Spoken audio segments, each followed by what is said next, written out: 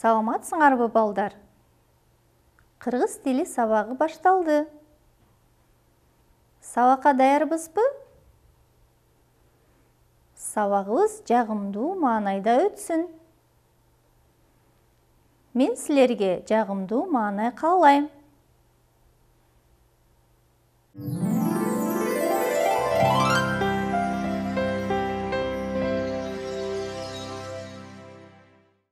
Балдар, экрандагы сүрөттөргө көңүл бургула. Бүгүн эмне жөнүндө сүйлөшөбүз деп ойлойсуңар? Тапкылачы. Жакшылап ойлонуп көргүлө. Бүгүнкү сабактын темасы шаардагы жана айылдагы эмгек.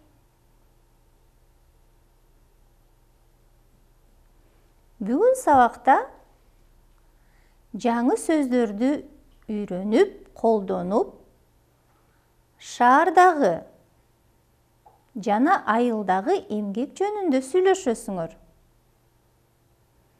Эмне кылат деген суроого жооп бергенди үйрөнөсүңөр.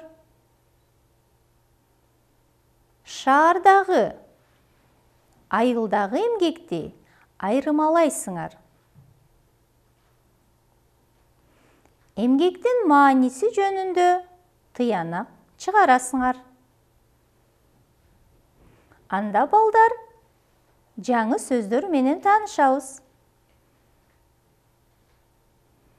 Мени менен чогуу кайталагыла. Ишкана. Бул ишкана. Таштанды. Мына таштанды.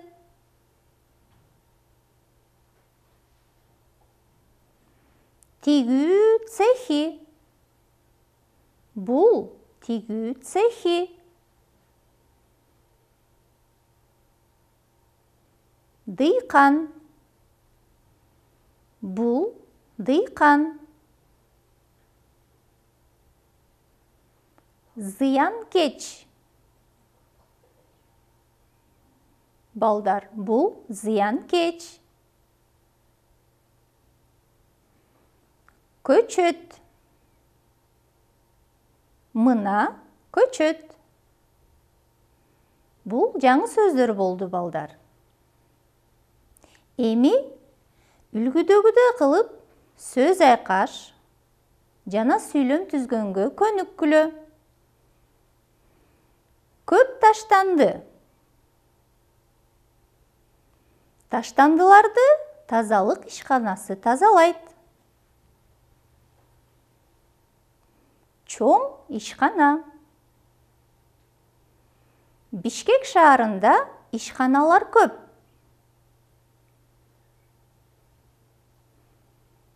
Менин апам тигүү цехинде иштейт.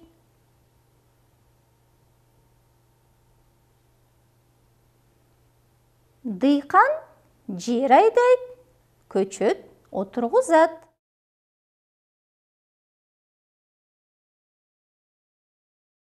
Каргалар зыянкеч курт-кумурскаларды жейт. Мына балдар, биз жаңы сөздөр менен сөз айкаш сүйлөм түздүк. Эми экрандагы сүрөттөрдү карайбыз.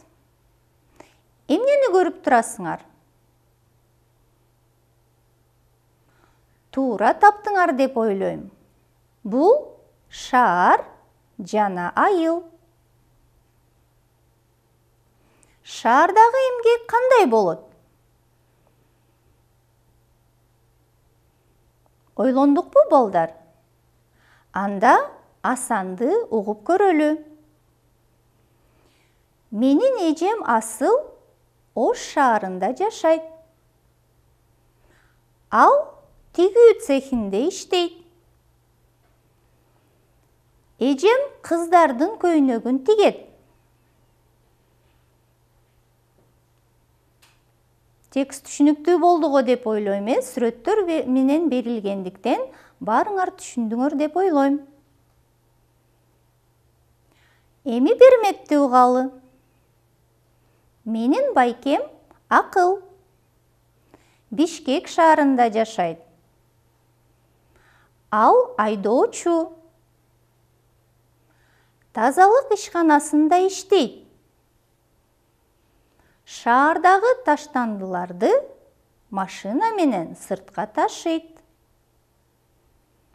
Мына балдар, Асан менен Берметтин шаардагы эмгек жөнүндөгү айтканын окудук.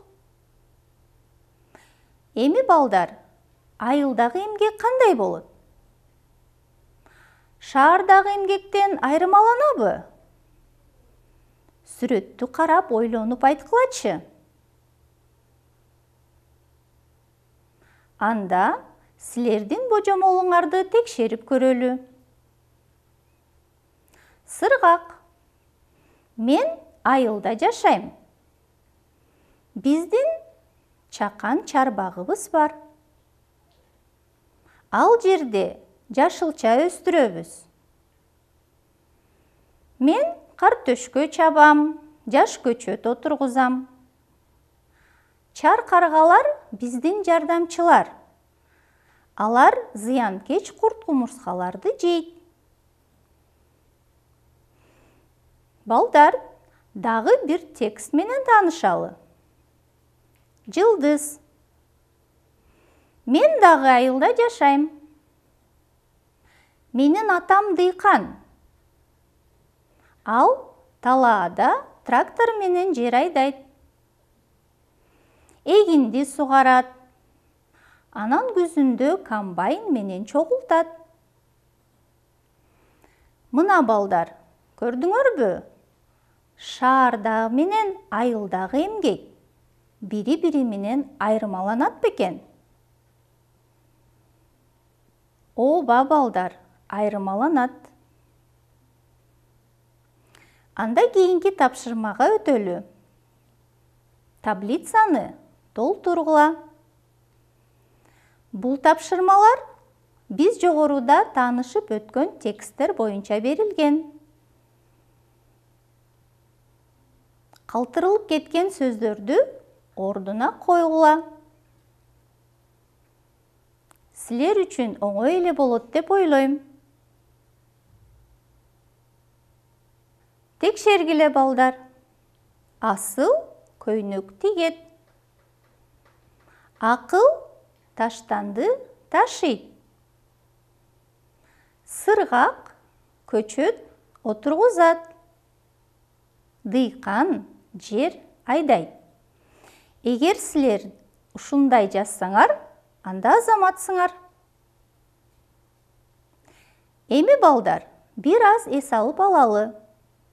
Тыныгуу мүнөтү. Экрандагы учкан чымчыктарды карап, көздөрүңөрдү эс алдыргыла.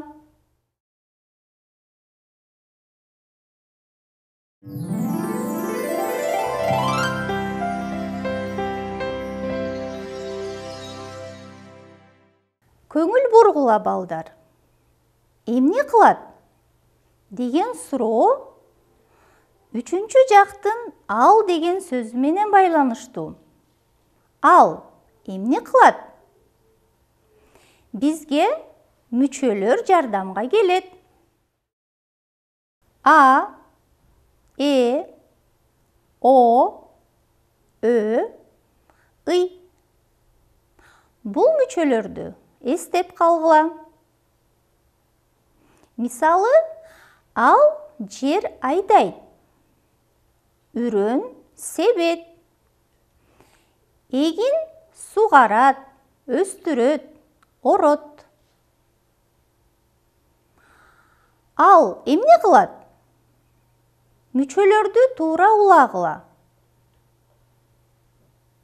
Ойлонуп аткарабыз балдар. Келгиле, текшерип көрөлү. Ал таштанды ташыйт. Ал көчөт отургузат. Ал жардам берет. Ал эгин өстүрөт. Ал чөп орот. Кийинки тапшырмада эмне кылат? Ал эмне кылат? Суроолорго жооп бергилечи. Тигүүчү эмне кылат? Дыйкан эмне кылат? Бала эмне кылат? Жылдыз эмне кылат? Текшерели. Тигүүчү кийим тигет. Дыйкан жерди айдайт, сугарат. Бала көчөт отургузат. Жылдыз гүл сугарат, терет. Силер да ушундай аткарсаңар, анда азаматсыңар. Кана балдар, бул тапшырмада сөз айкаштарды туура туташтыргыла. Биринчи мамычада гүл, чөп, картөшкө, эгин, көчөт деген сөздөр берилген. Экинчи мамычада чабат, сугарат, айдайт, отургузат, орот деген сөздөр берилген. Ойлонуп, туура сөз айкаш түзгүлө.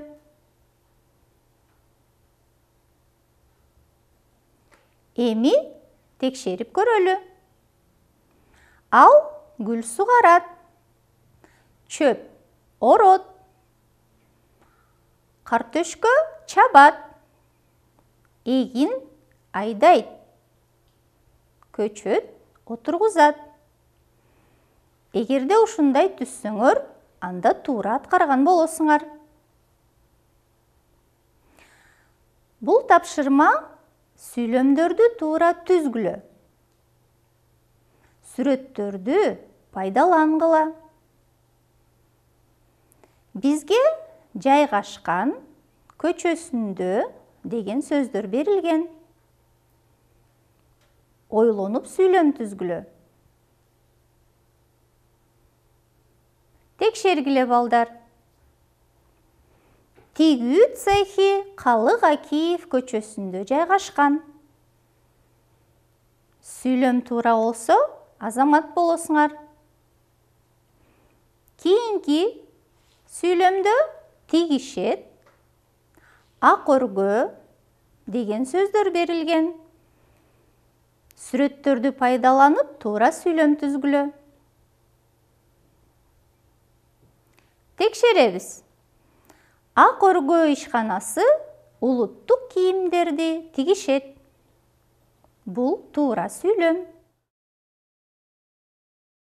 Кийинки тапшырмада тигет, ак өргө деген сөздөр берилген. Сүрөттөрдү пайдаланып, сүйлөм түзгүлө. Текшергиле. Ак өргө ишканасы улуттук кийимдерди тигет.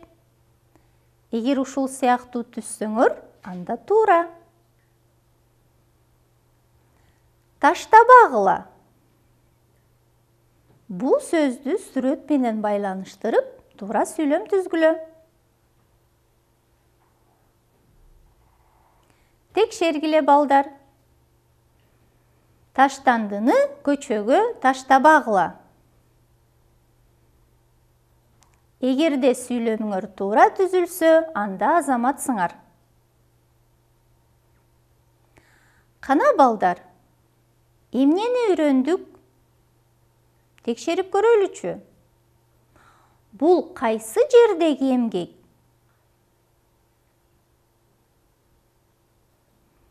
Туура, бул шаардагы эмгек. Бул кайсы жердеги эмгек деп ойлойсуңар? Ооба, бул айылдагы эмгек. Өз алдынча аткаргыла. Досуңа айылга барганда кандай эмгек кылгандыгың жөнүндө айтып бер. Силерге таяныч берилген. Мен жайында айылга бардым. Чоң атамдын чарбагы бар. Мен картөшкө чаптым. Сабиз сугардым. Андан ары балдар, өзүңөр уланткыла. Кана балдар, бүгүн сабакта эмнелерди үйрөндүк? Жыйынтыктап коелу. Биз жаңы сөздөрдү үйрөндүк. Шаардагы жана айылдагы эмгектин айырмачылыгын билдик. Эмне кылат деген суроонун мүчөлөрүн үйрөндүк. Ошондой эле сүйлөмдөрдү ой жүгүртүп туура түзгөнгө машыктык. Эгерде бардык тапшырмаларды аткарып, туура айтсаңар, анда азаматсыңар. Ушуну менен кыргыз тили сабагы аяктады. Саламатта болгула.